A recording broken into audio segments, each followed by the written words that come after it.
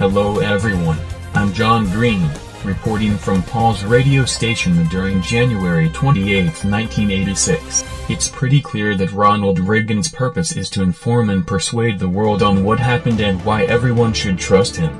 He discusses and informs the family about their losses and tries to persuade them why that it's important to carry on and improve on themselves in order to reach their goal. Now joining me on the scene is our other reporter Eric.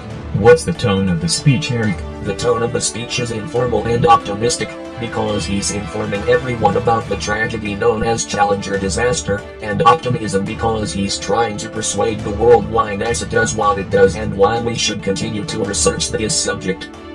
Thanks, Eric. I have some information why Reagan used symbolism to make an impact on the world. It appears halfway through his speech expanding man's horizons.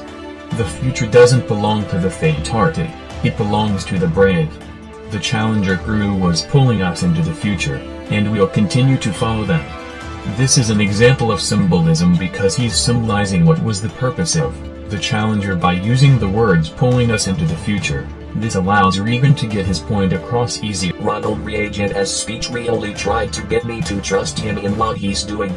For example, we never lost an astronaut in flight, we never had a tragedy like this, and perhaps we've forgotten the courage it took for the crew of the shuttle, but they, the Challenger 7, were aware of the dangers, but overcame them and did their jobs brilliantly. This is an example of ethos. The author chose to include this in their speech because he used it to gain trust in an audience, and this helps him get his point across on that they're still trying their best. This appealed to me because it made it pretty clear that he's trying to get people to trust him.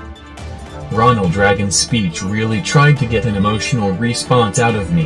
Halfway through his speech says this: today is a day for mourning and remembering. Nancy and I are pained to the core by the tragedy of the shuttle Challenger. We know we share this pain with all of the people of our country.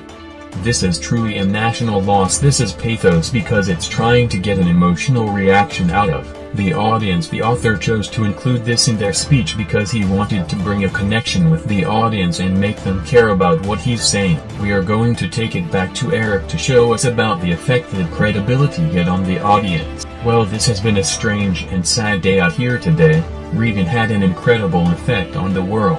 I'm leaving with greater knowledge and comfort on what Reagan will create in the future. This is John Green signing off.